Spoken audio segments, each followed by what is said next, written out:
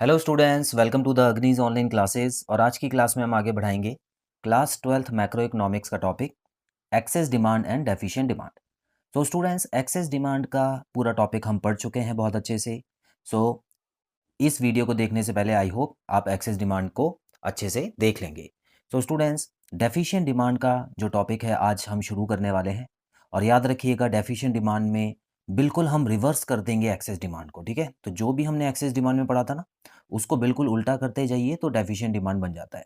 तो इसका मतलब इन दोनों टॉपिक में से आपको सिर्फ एक भी आप पढ़ लें तो दूसरा अपने आप ही उसका ऑपोजिट हो जाता है। ठीक है स्टूडेंट्स, चलिए।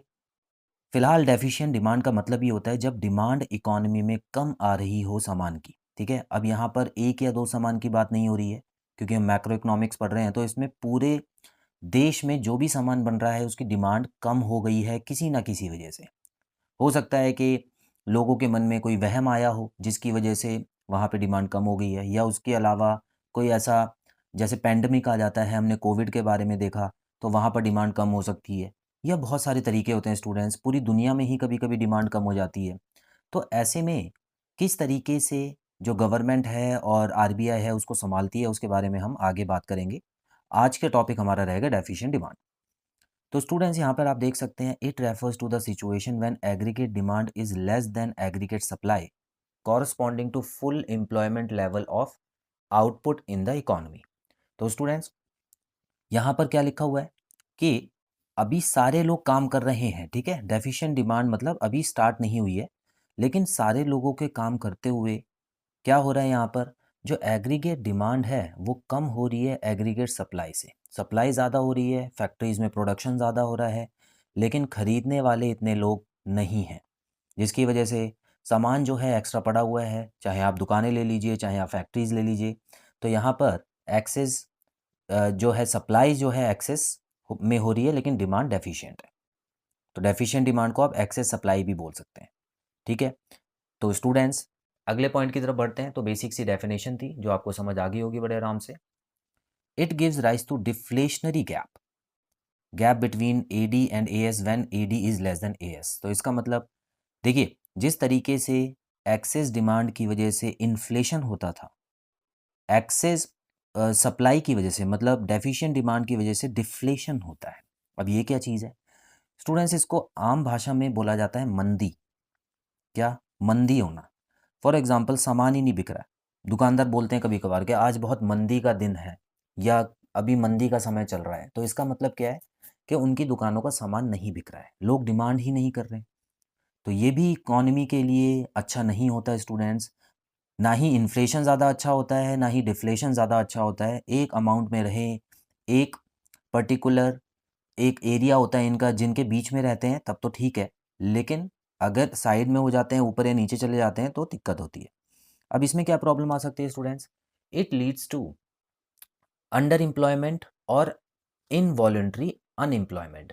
तो इसकी वजह से क्या होता है स्टूडेंट्स कि इनवॉलेंट्री अनएम्प्लॉयमेंट होने लगती है। मतलब लोग चाह कर भी काम नहीं कर पा रहे हैं। जो लोग उस काम को करने के लिए रेडी हैं, उस सैलरी या वेज में उसको करने के लिए रेडी हैं, तो वो भी काम नहीं कर पा रहे हैं। ठीक है, तो ये एक प्रॉब्लम हो जाती है इकॉनमी के लिए, क्योंकि जब डिमांड ही नहीं आएगी तो प्रोडक्शन कम होगा। प्रोडक्शन कम करने के लिए जो बिज़नेस हैं वो अपने अपने एम्प्लॉयज़ को कम करने लग जाएंगे, लोगों को नौकरी से निकालेंगे, जिसकी वजह से अनएम्प्लॉयमेंट बढ़ जाती है। तो स्टूडेंट्स, इसको हम एक ग्राफ से भी समझ लेते हैं। बिल्कुल सेम ग्राफ है, बस थोड़ा सा डिफरेंस रहेगा अगर हम एक्सेस डिमांड और डेफिशिएंट की बात करें। तो यहाँ पर एक्स और वाई एक्सिस पे अभी तक आपको याद हो गया होगा हमने क्या क्या देखा है। इनकम, आउटपुट, एम्प्लॉयमेंट एक्स पे होता है, एग्रीगेट डिमांड जो है वो वाई पर होती है। उसके अलावा सप्लाई कर्व जो है 45 डिग्री का जाता है हमेशा। ठीक है, और डिमांड कर्व जो है वो थोड़ा ऊपर से शुरू होता है वाई एक्सिस से, और इंटरसेक्ट करता हुआ जाता है एग्रीगेट सप्लाई को। क्योंकि डिमांड सी प्लस आई होती है स्टूडेंट्स, तो यहाँ हम मान के चल रहे हैं कि जो आई है वो थोड़ा सा कम हुआ है। ठीक है, तो पहले तो जो इक्विलिब्रियम था वो पॉइंट ई पे था, इसको बोलते हैं फुल एम्प्लॉयमेंट इक्विलिब्रियम, जब सब लोग काम कर रहे थे तो यहाँ पर था।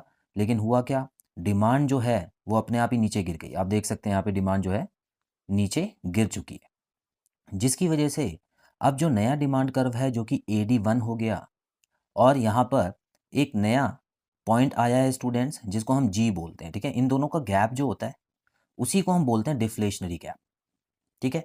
तो ई और जी जो होगा स्टूडेंट्स वो हमारा डिफ्लेशनरी गैप होगा। इसका मतलब इस गैप की वजह से हमारी इकॉनमी में मंदी आ सकती है। और आप खुद भी देख सकते हैं कि अगर यहाँ पर देखिए, अब आप, अगर मैं एक नया इक्विलिब्रियम बनाता हूँ, ठीक है, इक्विलिब्रियम दूसरा वाला कहाँ बनने लग गया है, यहाँ पर, जहाँ पे दोनों लाइन इंटरसेक्ट करेंगी। तो नया इक्विलिब्रियम जब मैं बनाता हूँ और इस लाइन को नीचे लेके आता हूँ, तो यहाँ आप देखिए एम्प्लॉयमेंट भी जो है वो कम हो गई है, एम्प्लॉयमेंट कम हो गई है, ठीक है।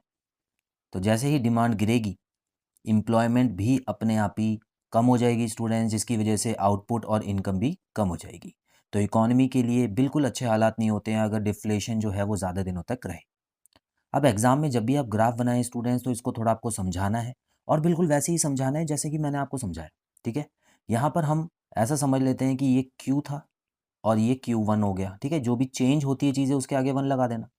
तो ऐसे ही आपको समझाना है कि एक्स पे आपने ये दिखाया है, वाई पे आपने ये दिखाया है, और जो नॉर्मल फुल एम्प्लॉयमेंट इक्विलिब्रियम था वो पॉइंट ई पे था। लेकिन देखा गया है कि जो एडी कर्व है वो शिफ्ट हो चुका है AD1 पे, जिसकी वजह से इनकम जो है वो भी कम हो गई है, एम्प्लॉयमेंट भी कम हो गई है। तो इस तरीके से थोड़ा से पॉइंट्स आप इसमें एक्सप्लेन कीजिए, उसमें थोड़ा आप अपनी तरफ से बना के भी लिख सकते हैं, ठीक है। तो आपको पूरे नंबर मिल जाएंगे। तो स्टूडेंट्स, यहाँ पर हमने देखा कि डेफिशिएंट डिमांड क्या होता है, उसका इंट्रोडक्शन लिया है। जब डिमांड कम हो जाती है इकॉनमी में, सभी सामान जो है वो दुकानों पर वेस्ट पड़े रहते हैं, एक्स्ट्रा पड़े रहते हैं, तो उसको डेफिशिएंट डिमांड कहते हैं। सो आज की क्लास में इतना ही स्टूडेंट्स। बहुत जल्द मिलते हैं अगली क्लास में इसके नए टॉपिक के साथ। Till then, bye bye.